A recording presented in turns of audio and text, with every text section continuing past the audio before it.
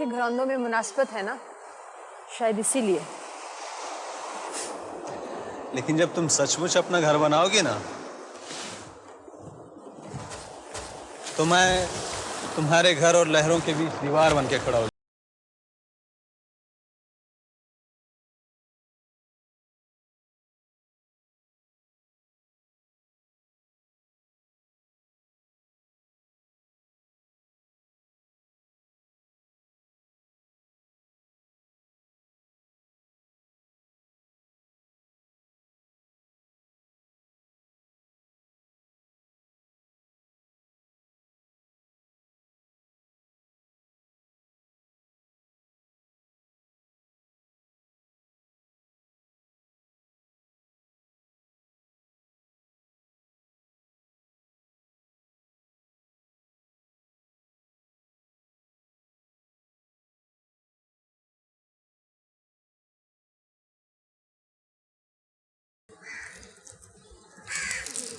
मगर उन ख्वाबों की ताबीर मुमकिन भी है वलीद, जो हमने देखे। हाँ, मुमकिन है, अगर हम मजबूत हों तो। पता नहीं क्यों कभी कभी मुझे डर सा लगता है।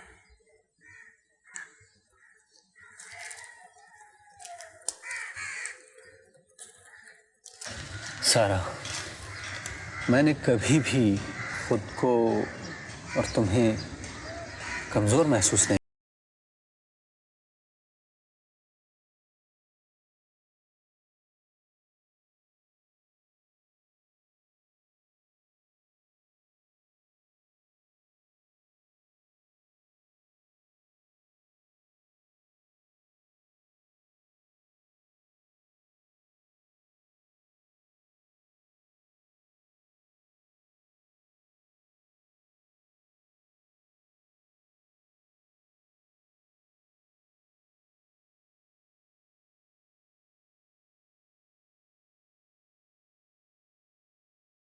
के बाद बिल्कुल अपने बाप की तरह सेल्फिश। जरा जो मेरा ख्याल हो किसी को, मेरा ख्याल है तुम्हें। मैं बिल्कुल भी सेल्फिश नहीं हूं। मैं आपका, सिर्फ आपका बेटा हूं। पता है आपको कितना प्यार करता हूं मैं आपसे, जितना एक माँ अपने नन्हे से बच्चे को चाहती है ना, मैं आपको चाहता हूं।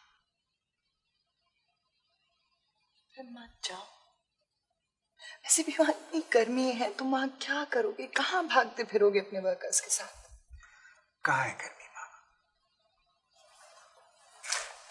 ये रही मेरे सर पर ठंडी ठंडी छांव। मत जाओ बेटा, प्लीज। तुम्हें पता है, तुम्हारे यहाँ आ जाने से मैं थोड़ी सी जिंदा हो गई थी। मैं बहुत जल्द आ जाऊंगा मामा, ज्यादा से ज्यादा 8-10 दिन बस। अच्छा, मैं जहां भी होऊंगा ना, हर रोज आपको वहां से फोन करूंगा। प्रॉमिस, पक्का। प्रॉमिस? पक्का। ठीक है, मगर तुम एक बात याद रखो, मैं अब तुम्हारी शादी कर दूंगी, पता है? अरे इसमें इतना हंसने की क्या बात है? आपको भी दुनिया की दूसरी माओ की तरह सास बनने का शौक हुआ है। कौन करेगा इस मफरूर कैदी से शादी? कोई शादी वादी नहीं करना मुझे। यूं भी बहू बहुत जालिम चीज होती है। बस हम दोनों मां बेटा मजे से रहेंगे, ठीक है? अरे अब हंस भी दो मामा। That's good. मैं जाऊं?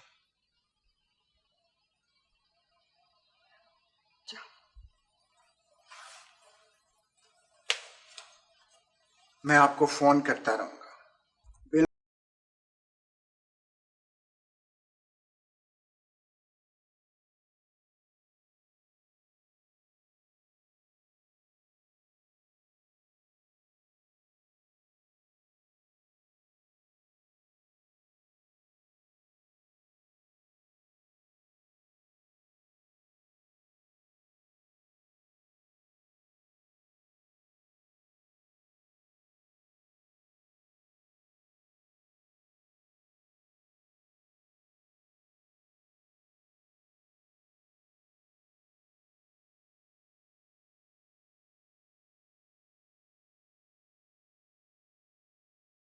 मुझसे पूछ लिया था।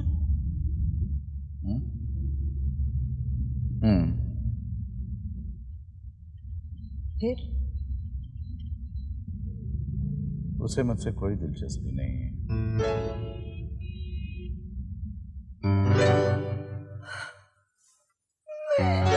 नहीं, मैं नहीं दूंगी तुम्हें किसी को भी नहीं। तुम बस मेरे हो, सिर्फ मेरे हो। मैं तुम्हारी जायदाद का हिस्सा नहीं हूं जो तुम्हारे बाप ने तुम्हारा नाम छोड़ दिया। मैंने उस जायदाद को कभी भी नहीं चाहा है जितना तुमने उस जायदाद को चाहा है। सबा, look at me. मेरी तरफ देखो सबा।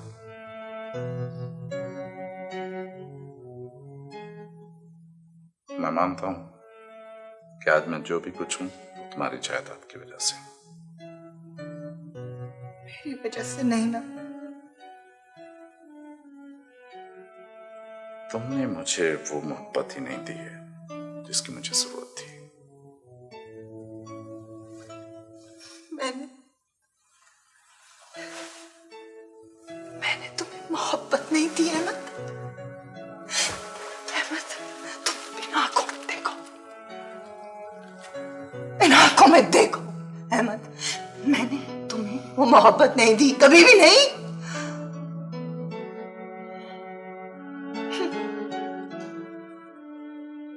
तुम्हें में मोहब्बत नहीं नजर आती।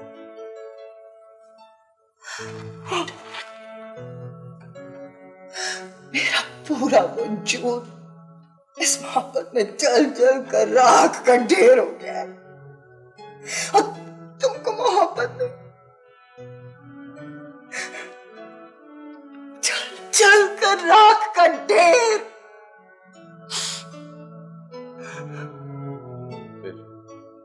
क्या फैसला है?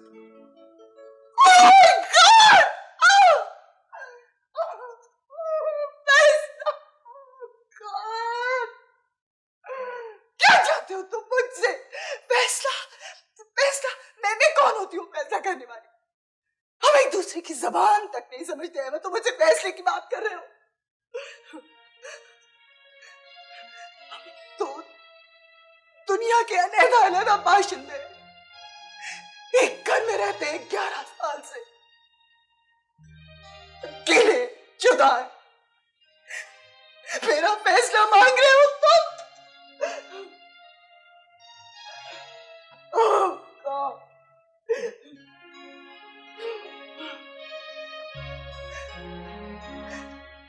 तुम्हें पता है कि तुमसे अच्छे तो ये दरो दीवार है हर तरफ मेरे कमरे के। इन्होंने कम से कम मुझे पनाह तो दी हुई है, मेरा फर्नीचर, मेरी सब चीजें, ये मुझे मेरी जबान समझते हैं, मुझे पनाह देते हैं।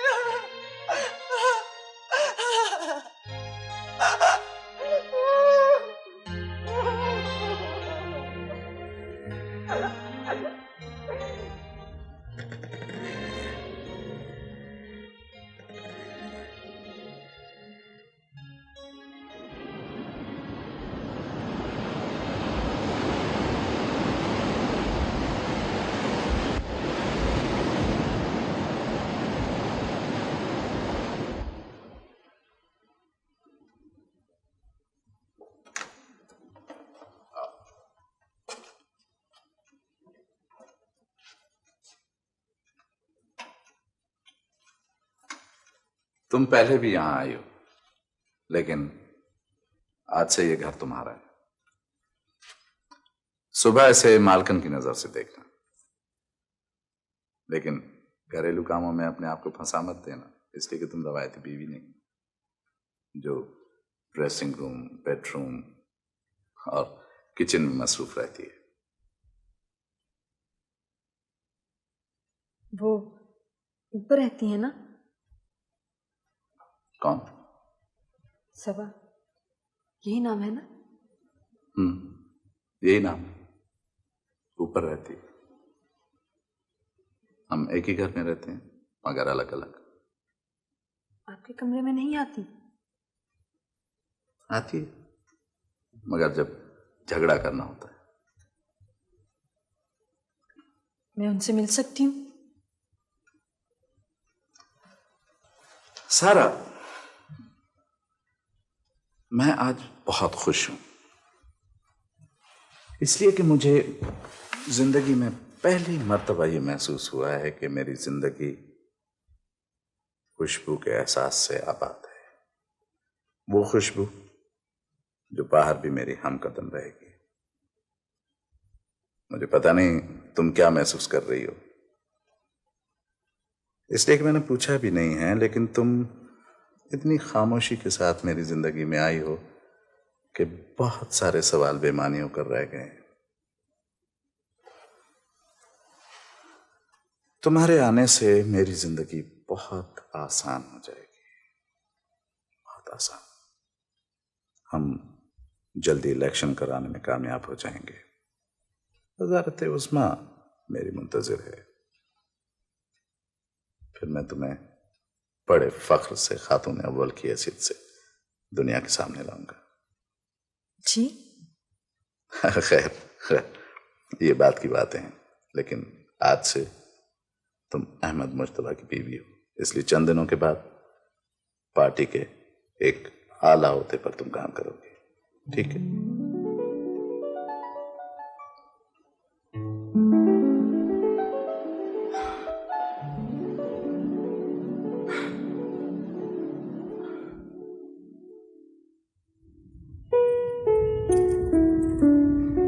आज चुप का रोजा रखा हुआ है तुमने?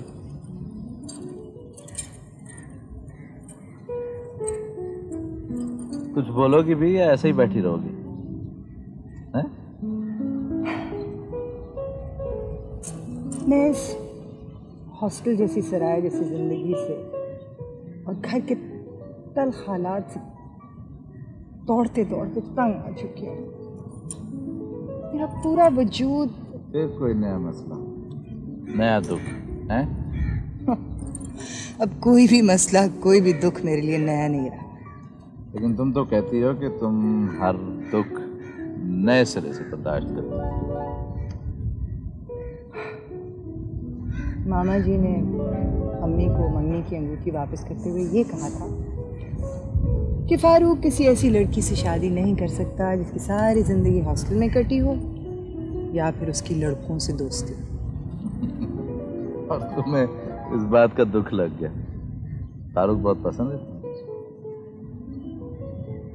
मुझे पता है क्या लगा? मुझे ये लगा है कि मैं बहुत गैर अहम और इंतहाई बेईमानी हूँ कि जिसे जब जी चाहे ठुकरा दिया।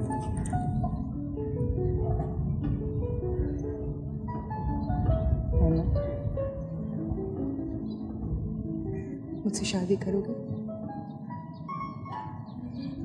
इस खुले आसमान के तले तपती धूप में खड़ी हूँ और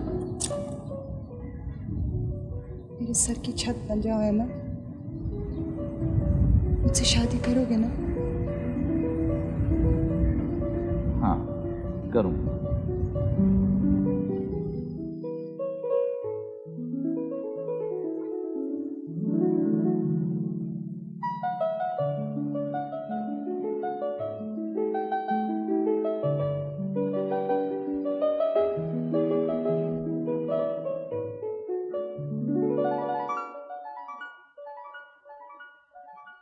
बहुत इनकार किया, मैं बहुत मजबूर था।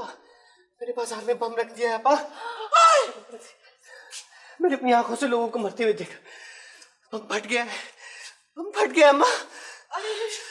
अरे हमारे नसीबों में क्या क्या अज़ाब लिखी है।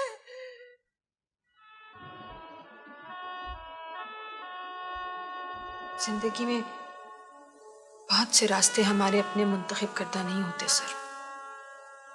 हमें अपनी सिमत मुंतखब करने पर कोई इख्तियार नहीं है शायद। लेकिन सारा, मैं अपने सारे रास्ते खो चुका हूँ। मुझे प्लीज अपने रास्ते पर चलने दो। एक चमकता दमकता मुस्तकबिल देखा और फिसल गई। शादी करोगी तो अहमद मुश्तबा से? किस लिए? तहफ्फुज़ चाहिए तुम्हें, या शायद पैसे। और वलीद, उसमें तो फातिहा पढ़ दी होगी आपने, लेकिन उसकी बरसी पे देख जरूर चढ़ाना। अब तो आप बहुत पैसे वाली है ना, बहुत दौलतमंद है आप, और आपको क्या परवाह कोई जिए या मरे। प्लीज हसन, मुझे कुछ भी कह लो मगर वलीद के लिए ऐसा मत कहो।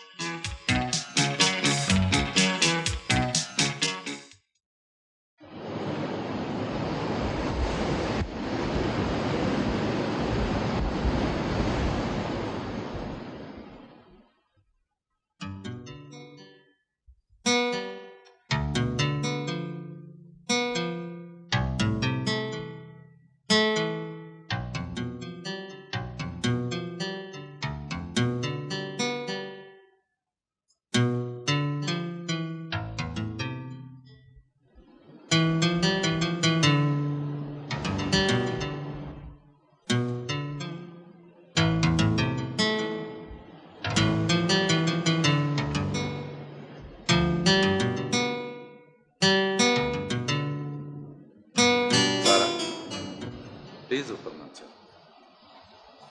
जो ज़हनी सुकून मुझे तुम्हारी वजह से मिला है उसे बर्बाद मत करो। वो तुम्हें देखकर हंगामा खड़ा कर देगी और ये सब मुझे अच्छा नहीं लगेगा।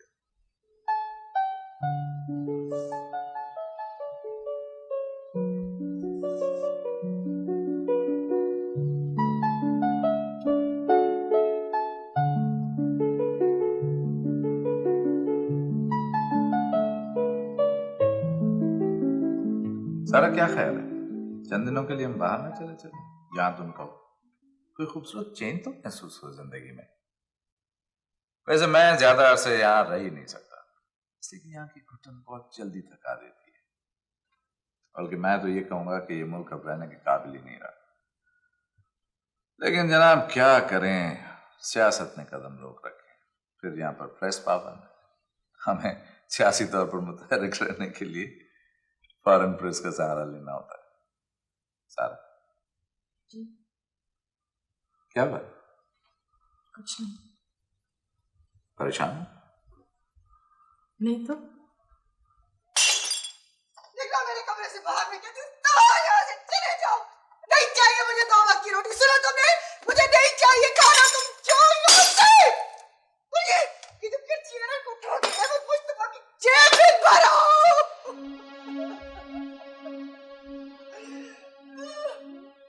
मामा क्या हुआ? क्या हुआ मामा? क्या हुआ मुझे बताएं। अच्छा मैं आ गया हूँ मामा। चलो चलो ऊपर चलो,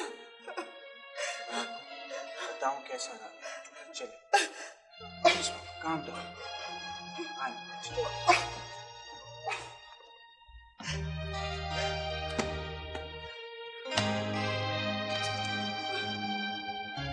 सारा मेरा ख्याल है कि मैं ये सब कुछ तुम्हें पहले भी बता चुका हूँ। लेकिन कब तक? आई डोंट नो कब तक, इसलिए कि मेरे पास इसका कोई हल नहीं है। तुम अगर ये चाहो तो दूसरे घर में रह सकती हो।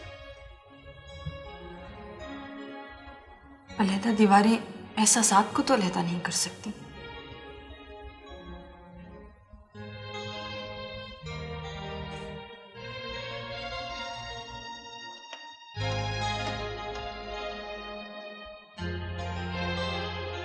तैमूर, इनसे मिलो। ये सारा। वालेकुम सलाम। कभी कभी फुर्सत मिले तो मामा को भी संभाल लिया कीजिए, उन्हें आपकी बहुत जरूरत है, बहुत ज्यादा। आओ।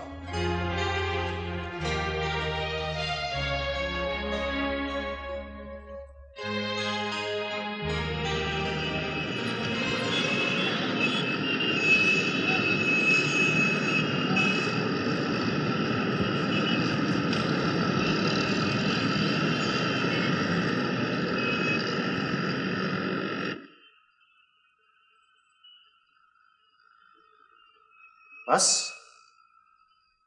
तूने तो 1 लाख का वादा किया, ये सिर्फ 25,000। तूने भी तो काम मुकम्मल नहीं किया था। अच्छा, मैंने काम मुकम्मल नहीं किया। कौन सा काम मैंने मुकम्मल नहीं किया बता। 4 साल से मैं फेयर काम कर रहा हूं, और जिन इलाकों में भी मैंने काम किया वहां हथियारों की सप्लाई सबसे ज्यादा हुई, और तू फिर भी। मुझे पूरा हिसाब चाहिए। देख यार, अब तेरी जरूरत नहीं रही। बात यह है कि ये जो नया डीसी है शाहजेब खान, उसकी नजर तुझ पर है, और तेरा कोई पुराना यूनिवर्सिटी वाला चक्कर है। सेठ निसार तो तेरी लंबी छुट्टी चाहता है, लेकिन तेरी मेरी यारी है ना पुरानी। ये 25,000 ले और फुट, इसी में तेरी आफियत है। खबरदार! हथियारों की सप्लाई का मतलब यह नहीं है कि तू भी मेरे लिए कोई खतरनाक हथियार है। तुझ जैसे बड़े सूरमा मैंने मलिया मेट कर दिए। कमजोर मैं भी नहीं हूं अजीज, मेरे सर पर भी सिराज साहब जैसे मिनिस्टर का हाथ है। अच्छा, तो फिर सिराजुद्दीन साहब की अदालत में जाकर मुकदमा लड़ना, और ये समझ ले कि उन्हीं के तुफैल में मैं तुझे छोड़ रहा हूं।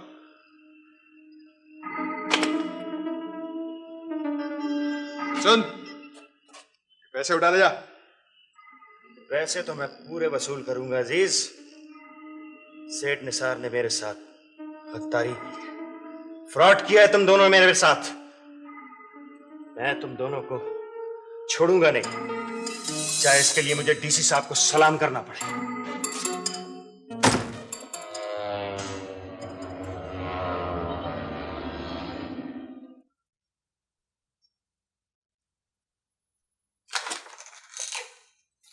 सारा, ये सब क्या है? क्या? भाई तुम मेरी अब प्रेस सेक्रेटरी नहीं हो, तुम मेरी बीवी हो, और ये सब काम करने की अब तुम्हें जरूरत नहीं है। ये तो बहुत मामूली सा काम है। आओ मेरे अंदर ऑफिस में। मैं 3.5 साल तक यहीं इसी कमरे में इसी कुर्सी पर यही काम करती रही हूँ। तब की बात और थी। और आप? मैं तो अपने अंदर अब भी वही हूँ। बीवी बन जाने से इंसान की इनफरादी शख्सियत खत्म हो जाती है क्या? और आप तो वीमेन लिबरेशन के सख्त हामियों में से थे। तुम्हारी इन्हीं बातों से मैं हार जाता हूं। देखो, अब तुम्हें पार्टी के आला ओहदे पर काम करना है, मेरी सियासी पोजीशन मजबूत करनी है, औरतों को पार्टी में ले आना है, उनको मुत्तहद रखना है। ये सारे काम अब तुम्हारे सर पर है। ये तो बहुत मामूली काम है। आओ, कम ऑन।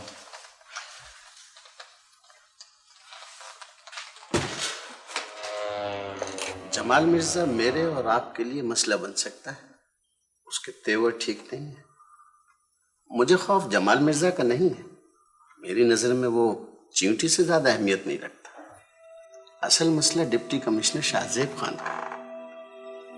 अगर जमाल मिर्जा किसी वक्त डिप्टी कमिश्नर शाहजेब के सामने मेरी बात गौर से सुन लो तुम। इतनी जुर्रत न जमाल मिर्जा को हो सकती है न शाहजेब खान को। मैं इस कुर्सी पर चने बांटने के लिए नहीं बैठा हूं। ये कुर्सी किसी ताकतवर ही को हजम कर सकती है सेठ साहब। हाँ, वैसे तुम फिक्र न करो, मैं देख लूंगा।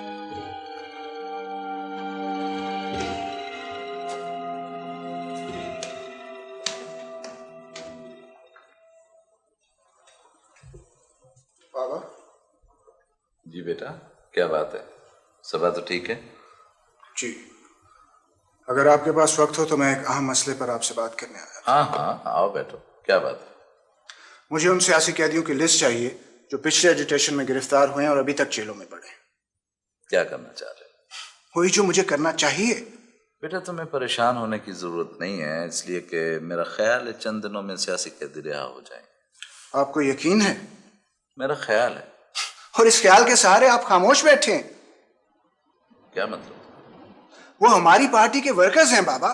3 सालों से वो लोग ज़हनी और जिस्मानी अजियत में मुब्तला हैं। उनके वर्षा को खबर तक नहीं कि उनके बेटे जिंदा भी हैं कि मर गए। वो सब आप लोगों पर भरोसा करके इस तहरीक में शामिल हुए थे, लेकिन आप लीडर्स ने क्या किया उनके लिए? किसी ने उनसे मिलने की कोशिश की? अपनी जात को मुसीबत में डालकर किसी ने हुकूमत पर दबाव डाला? मुल्क में एक से एक लॉयर पड़ा है, लेकिन उनका केस एक मामूली वर्कर लड़ रहा है। देखो बेटा, मेरी बात सुनो। ये भी एक तरह की जंग होती है और वर्कर सिपाही की तरह होता है और उसका काम ही लड़ना मरना होता है। हम लोग अपना दिमाग इस्तेमाल करते हैं और जंग का नक्शा बनाते हैं। फिर जरूरत तो नहीं है कि हर बार हर जंग जीती जा सके और हमारे सारे सिपाही गाजी बनकर वापस आए और एक भी शहीद ना हो। आपकी सोच गलत है बाबा। वर्कर महज लड़ने मरने के लिए नहीं होता। वर्कर अवाम में से ताकत हैं। वो लोग हमारे बाजू हैं जिनके बगैर हम माजूर हैं। बेटा, ये जज्बाती बातें सियासी जलसों में बहुत अच्छी लगती हैं, इनका हकीकत के साथ कोई ताल्लुक नहीं। और जब तक तुम हकीकत नहीं जानोगे तुम सियासतदान नहीं बन सकते। हकीकत में अच्छी तरह समझ रहा हूं बाबा। हकीकत यही है ना कि वर्कर बीच राह में मारे जाने के लिए है और लीडर अपने एयर कंडीशन बंगलों में बैठकर अपने मफाद के मुताबिक उनकी डोर खींचता है। ये तुम मुझे कह रहे हो? हमारी सियासी पोजीशन क्या है मेरे बगैर? कुछ नहीं। फिर मैं पूरी दुनिया के सामने सियासी कैदियों का मसला उठाना चाहता हूं। आप मुझे उनकी लिस्ट दे दीजिए। तुम जानते हो तुम किन शराइत पर रिहा किए गए हो? यही कि हम सियासी कैदियों का मसला और हुकूमत के साथ बराह रास्त टकराव को नहीं दोहराएंगे। जब भी आप मुझे मिनिस्टर बनने पर मजबूर कर रहे हैं ताकि इसके बाद मैं अपनी जबान काट कर हुकूमत के पैरों तले रख दूं।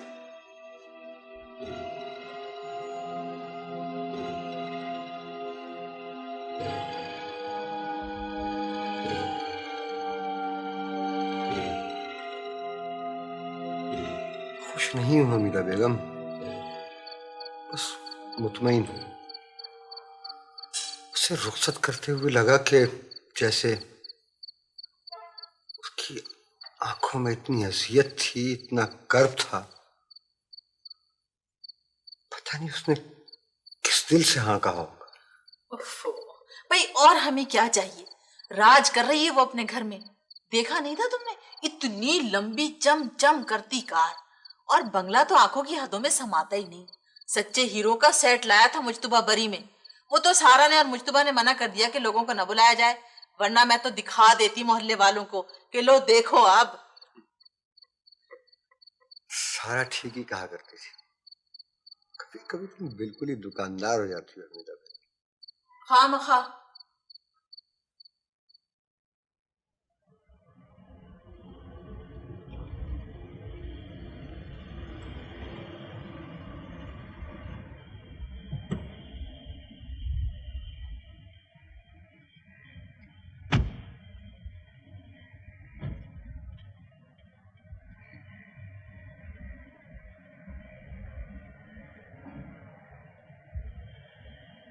मुझे दुख इस बात का है कि अगर एहसन मियां मेरी सारा को अपना लेते तो शायद।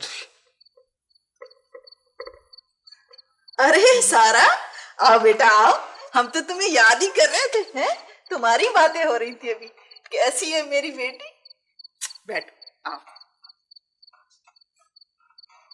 तुम खुश तो हो ना बेटा?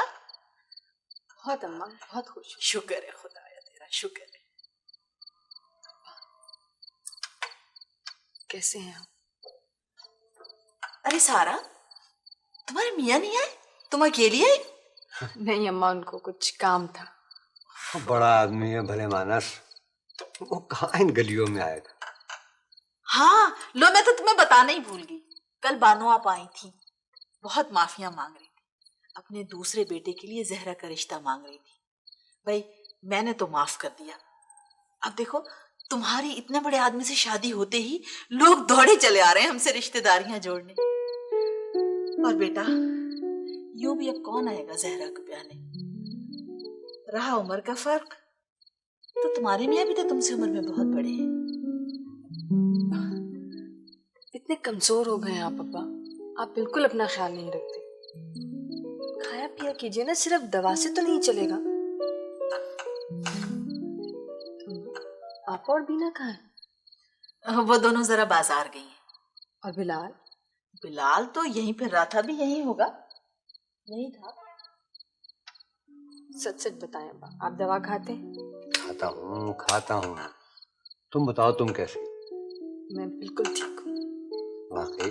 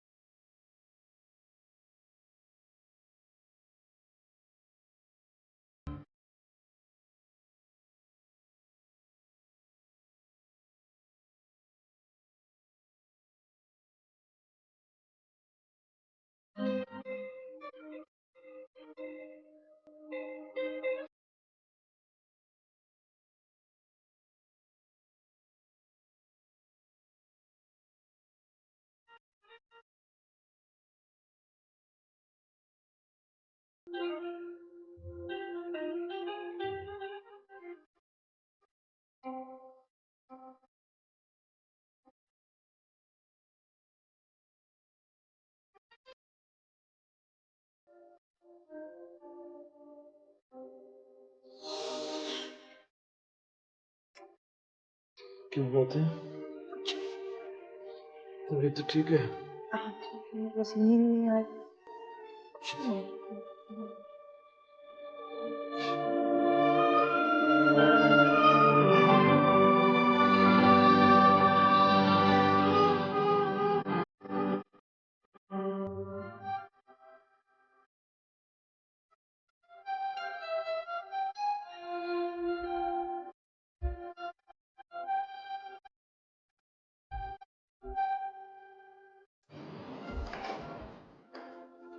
मैं देख रहा हूँ कि तुम जो औरतें होती हो वो बाहर से देखने में मुख्तलिफ होती है, लेकिन अंदर से सारी एक जैसी होती है। बहुत सारी बात।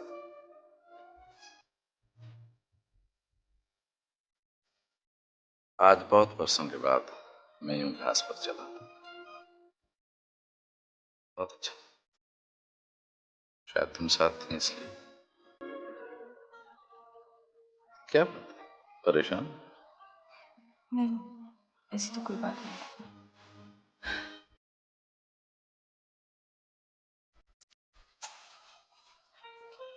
मैं आपसे एक बात कहना चाह रही हूँ। हाँ हाँ, तो कहो ना। मैं बहरहाल नौकरी करना चाहती हूँ। अब्बा को, अम्मा को, उन सबको भी मेरी बहुत जरूरत है। देखो, इसमें नौकरी करने की क्या बात है? ये सब कुछ जो मेरा है वो तुम्हारा ही तो है। मेरा तो हो सकता है, लेकिन उनका नहीं। इस तरह से बहुत बोझ रहेगा मेरी रूह में। कमा कर खिलाना चाहती हूँ। हाँ। सर, तुम इतनी मुख्तलिफ हो कि मुझे अपने गिर्द रास्ते तलाश करने पड़ते हैं। ठीक है, तुम पार्टी का अखबार संभाल लो। Thank you very much.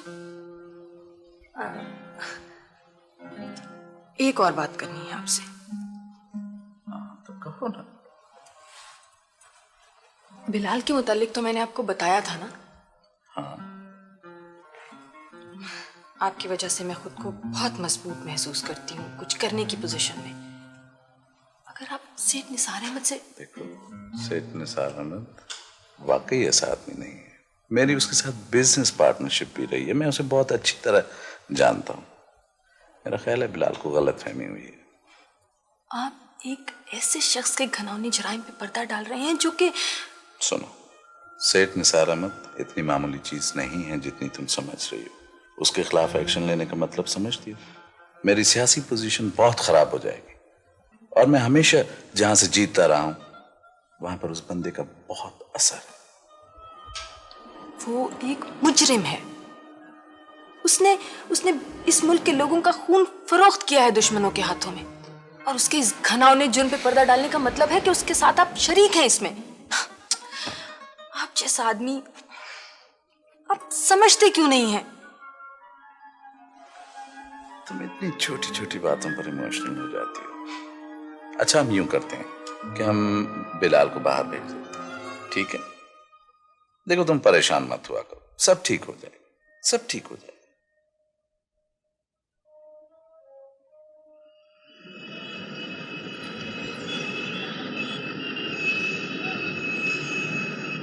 मुझे यकीन नहीं आता कि तुम वही शाहजेब हो, वही जो बड़ी बड़ी इनकलाबी बातें किया करता था।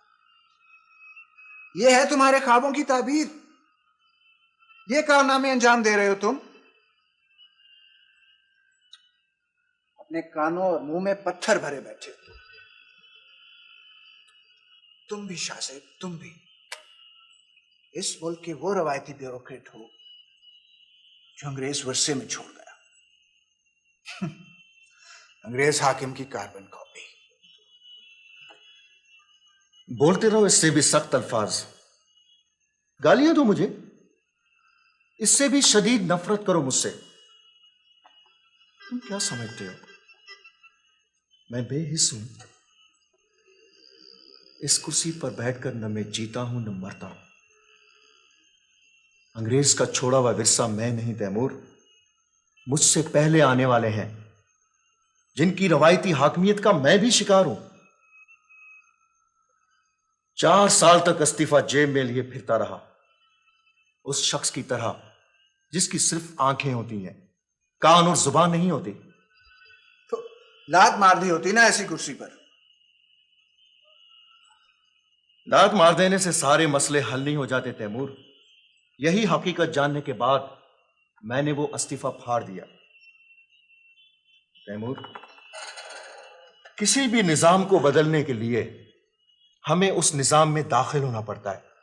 महज बाहर बैठकर चीखा चिल्लाया नहीं जा सकता, और यही बेहतर तरीका है। अगरचे मैं मुसलसल आजमाइश से गुजर रहा हूं।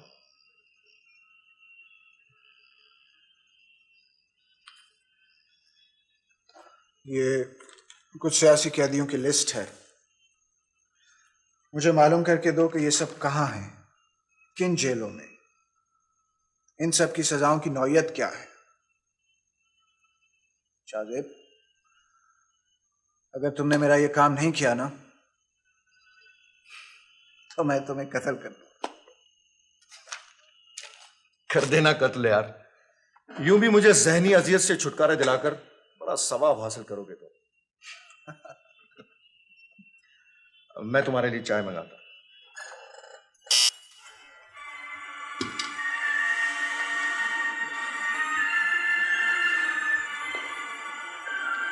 ये मौसीकी सभा सुनती हैं, बहुत ऊंचा और जोरों शोर के साथ। आप घर पे इसके शुरू में, मैं जब से आई हूँ अक्सर रात को घंटों ही आवाज आती है। पता नहीं, मैं तो काफी अर्से तक सो भी नहीं सकता था, लेकिन अब आदी हो गया। वैसे वो पेंटिंग भी करती हैं। Really? मेरा ख्याल है तुम्हें भी मेरी तरह उसकी पेंटिंग समझ नहीं आएंगी। क्या होता है उनमें? ये आधे चेहरे की औरतें, उन पे पता नहीं कैक्टस, पता नहीं क्या क्या खराफत बनाती रहती है। जो औरत इतनी खूबसूरत काम करती हो वो किस तरह? वैसे उसमें और तुम में एक चीज तो मुश्तरक है। उसे भी लिटरेचर से बहुत दिलचस्पी है, फिक्शन बहुत बड़ा है उसे। अच्छा, ये बात तो आपने पहले कभी नहीं बताई। ये खराफत काबिल जिक्र होती है, मैंने तो इन पर कभी गौर नहीं किया। गवर्नमेंट, हुकूमत का राग लापने के अलावा मखारों के पास और कुछ है ही नहीं। हम तो जैसे इस मुल्क की मखलूक ही नहीं है ना।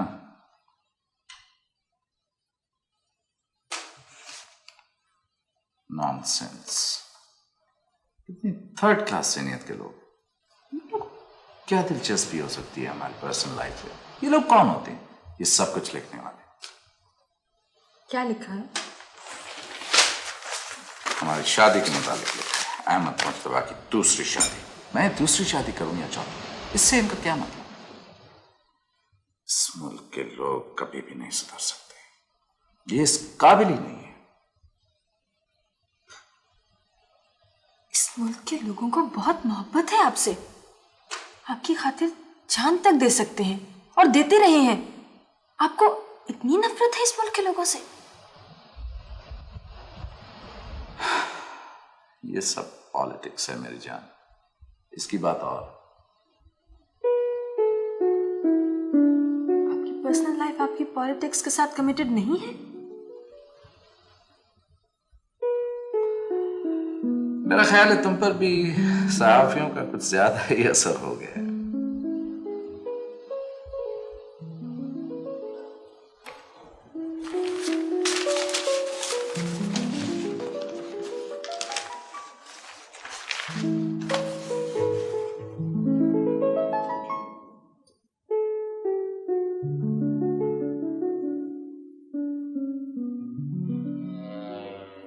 It is suggested that the applicant may please be